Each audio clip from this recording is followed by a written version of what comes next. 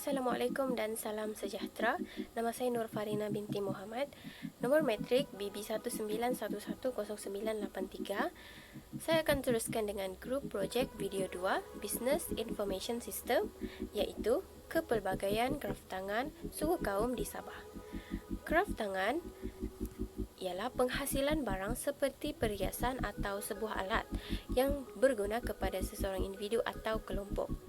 Untuk menghasilkan satu barang kraft tangan, ianya dihasilkan menggunakan tangan sepenuhnya dan mengambil masa beberapa hari untuk siap.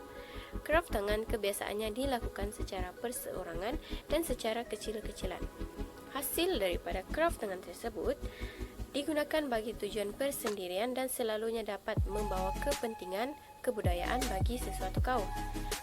Nama lain bagi kraft tangan ialah DIY, do it yourself, yang bermaksud buat sendiri. Seterusnya, kraft tangan Sabah juga mempunyai nilai dan permintaan yang tinggi sehingga kebersamaan antarabangsa. Produk yang dihasilkan dapat mencecah sehingga jutaan ringgit.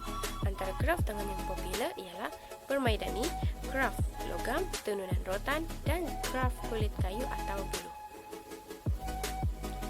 Kraft tangan yang pertama iaitu kraft tangan wakit.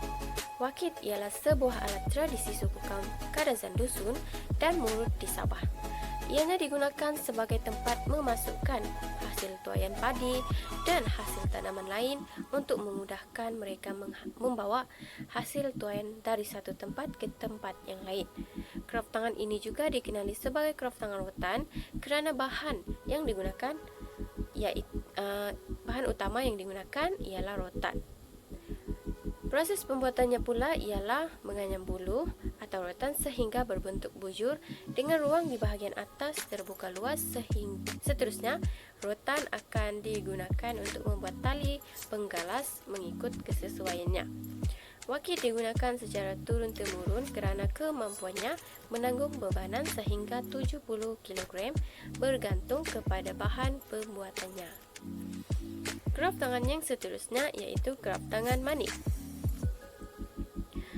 Seni manik sangat terkenal dalam masyarakat Rungus di Kudat, Sabah dan juga terkenal di daerah-daerah lain seperti Tenem, iaitu suku kaum Murut. Keunikan seni manik adalah mempunyai kepelbagaian variasi bentuk, corak dan motif. Antara motif yang terkenal ialah motif yang bersumberkan alam dan haiwan. Lazimnya, kraft tangan ini memerlukan kemahiran seseorang yang melibatkan kreativiti dan peralatan. Hasil daripada gubahan manik yang dipasang pada pakaian bagi masyarakat Rungus dikenali sebagai pinakol. Gubahan pinakol telah diwarisi secara turun-temurun dalam kalangan masyarakat Rungus. Pinakol terdiri daripada sepasang aksesori jenis selampang yang diperbuat daripada manik lepet. Cara pemakaian pinakol adalah secara melintang pada dada hingga ke belakang bagi tujuan hiasan umum. Kraft tangan ini sering diperagakan dalam majlis perkahwinan. Hasil kerja manik, warna yang digunakan dan reka bentuk dapat membezakan masyarakat Rungus dengan etnik lain dengan mudah. Kraft tangan yang seterusnya ialah kraft tangan parang. Kraft tangan ini dikenali sebagai ukiran parang masyarakat Bajau Sama yang terkenal di Kota Belud, Sabah. Juga merupakan sebuah warisan peninggalan nenek moyang mereka. Estetika pada motif dan ukiran yang dihasilkan dan dipaparkan pada sarung dan hulu parang merupakan kesenian dan peradaban pada masa lalu. Produk kraft tangan ini bukan sahaja terkenal di pasaran tempatan, tetapi juga terkenal di peringkat antarabangsa. Antara motif yang terkenal iaitu motif setimpak yang bermaksud suatu alat perhiasan yang digunakan oleh pengantin perempuan semasa majlis bersanding. Untuk menghasilkan sarung dan hulu parang hanya menggunakan kayu-kayu dari jenis terpilih saja seperti kayu malam dan kayu rengas. Setiap parang yang dihasilkan mempunyai jenis dan fungsi masing-masing seperti parang bajau jenis lada-lada, beladau dan pidah digunakan untuk menyembelih haiwan korban, manakala parang jenis padi rumput digunakan bagi kerja-kerja memotong tulang haiwan sembelihan. kayu dan ikan. Seterusnya, barang lain seperti beladau, gayang padang dan kegayaan digunakan pada zaman dahulu sebagai alat untuk mempertahankan diri dan berperang. Seterusnya, kraft tangan tenduang. Kraft tangan tenduang merupakan kraft tangan daripada suku kaum Bajau yang dihasilkan menggunakan bahan asli iaitu daun serdang yang tumbuh liar di kawasan Payak. Kraft tangan ini merupakan khazanah kebudayaan negeri Sabah yang dahulunya digunakan secara praktikal dalam kehidupan seharian mereka. Penghasilan tenduang iaitu menggunakan daun serdang yang dimasak sehingga mendidih, dicelup ke dalam pewarna, dikeringkan, kemudian ditenun. Pembuatan ini mengambil masa 3 hari untuk siap kerana dipercayai semakin terang warnanya, semakin menarik tenduang yang dihasilkan. Fungsi tenduang ialah untuk menutup makanan atau membawa makanan dan saiz tenduang mempunyai ukuran dari 12 inci sehingga 24 inci. Pada masa kini, tenduang juga boleh didapati dalam bentuk bakul atau kotak hiasan. Hasil daripada tenunan ini boleh dijual dengan harga yang berbeza-beza mengikut tahap kesukaran untuk menghasilkannya, ukuran dan bentuk.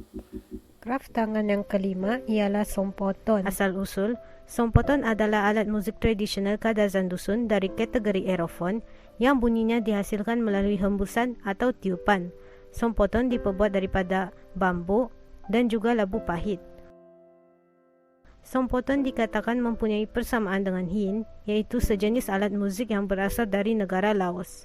Sompoton dikatakan berasal dari kampung Tikolot, daerah Tambunan di negeri Sabah dan merupakan alat muzik terawal yang menghasilkan harmoni iaitu muzik polifonik. Sompoton juga mempunyai persamaan dengan alat muzik yang dikenali sebagai engkururai di negeri Sarawak. Kegunaan: sompoton dimainkan di majlis keagamaan, namun kini penggunaan alat muzik ini sudah diperluaskan di mana ia juga dimainkan semasa majlis perkahwinan dan juga keramaian. Sompoton boleh dimainkan sama ada secara individu ataupun secara berkumpulan, diiringi dengan alat muzik moden dan alat muzik bambu yang lain, misalnya bungkau. Sewaktu ketika dahulu, alat muzik tradisional sompoton dimainkan oleh masyarakat Kadazan Dusun sebagai simbol perpaduan semasa keramaian bagi mengiringi tarian Sumazau. Sompoton terdiri daripada gabungan 8 batang bulu jenis sumbiling dan dimasukkan ke dalam buah labu, kemudian dilekatkan menggunakan sopinit, diambil daripada sarang madu lebah. Kraft tangan yang seterusnya ialah sirung. Asal-usul, sirung merupakan kraft tangan yang dihasilkan oleh etnik Dusun Tindal. Ianya mempunyai keistimewaan dan keindahan tersendiri. Kegunaan: kebiasaannya, sirung digunakan oleh etnik Dusun Tindal sebagai pelindung daripada cahaya matahari. Sirung sering dipakai sewaktu berkebun ataupun ketika berjalan ke sesebuah tempat. Namun begitu, hanya golongan orang tua yang masih menggunakan sirung. Sirung selalunya berwarna asli mengikut kulit bambu, tetapi akan dianyam dengan motif-motif geometri yang terdiri daripada warna merah, kuning dan hitam. Proses menganyam sirung sering dilakukan pada waktu pagi atau malam atau pada hari yang redup dan lembab. Ianya bertujuan untuk mempermudahkan proses menganyam kerana kulit bambu yang telah dilicinkan lebih mudah dianyam dalam keadaan yang basah. Seterusnya, barait. Asal-usul, barait merupakan beg tradisional di Sabah untuk kaum Murut, Kadazan Dusun dan Rungus. Kegunaan: barait dikenali sebagai beg serbaguna bagi kaum Murut dan Kadazan Dusun suatu ketika dahulu. Kegunaan utama barait adalah untuk mengangkat barang-barang. Selain itu, barait juga digunakan untuk mengangkat hasil buruan dan tanaman. Dahulu, barait dibawa sebagai alat untuk menyimpan kayu api, buah-buahan dan barang-barang pertanian lain. Proses pembuatan: untuk membuat barait memerlukan kulit rotan khas yang tumbuh berhampiran dengan anak sungai. Sebelum dianyam, rotan tersebut hendaklah dihiris-hiris mengikut saiz yang dikehendaki. Tempo yang diambil bagi proses pembuatan barait mengambil masa 3 hari hingga seminggu. Proses pembuatan adalah tidak mudah dan memerlukan kemahiran yang tinggi. Akhir sekali, takiding. Asal-usul, takiding merupakan satu alat yang digunakan untuk membawa barang bagi masyarakat Kedayan sewaktu ketika dahulu. Pada waktu kini, takiding telah digunakan oleh semua puak jati Brunei. Terdapat pelbagai kegunaan takiding, antaranya mengangkat buah-buahan seperti rambutan, langsat, rambai dan kembayau dari kebun ataupun ladang. Selain untuk mengangkat buah-buahan, takiding berfungsi untuk membawa padi yang telah dituai semasa musim menuai sebelum padi tersebut disimpan ke dalam guni. Pada masa kini, masyarakat Kedayan menggunakan takiding sebagai alat untuk membawa barang-barang yang hendak mereka jual dari rumah ke tamu. Proses pembuatan. Kemahiran dan pengalaman amatlah dititik beratkan untuk membuat takiding. Bahan-bahan utama takiding terdiri daripada bahan-bahan tempatan yang hanya boleh didapati di dalam hutan, misalnya buluh, rotan dan daun kayu. Bagi sebuah takiding yang kecil, ianya mengambil masa 3 hari untuk disiapkan, manakala takiding besar memerlukan masa sehingga 5 hari. Selain kemahiran dan pengalaman, tenaga si pembuat juga merupakan perkara yang penting dalam proses pembuatan takiding. Kesimpulannya, setiap seni kraf tangan daripada pelbagai kaum di Sabah mempunyai keunikan dan nilai estetiknya tersendiri. Selain itu, kraf tangan di Sabah juga mempunyai keistimewaan dari segi pembuatannya yang menggunakan hidupan laut dan alam semula jadi. Oleh sebab itu, adalah penting untuk kita memelihara dan memperkembangkan hasil seni kraf tangan di Sabah, kerana seni kraf melambangkan identiti dan keunikan suku kaum tertentu di negara ini, serta merupakan aset yang terpenting dalam industri pelancongan dalam setiap negara. Sekian, terima kasih.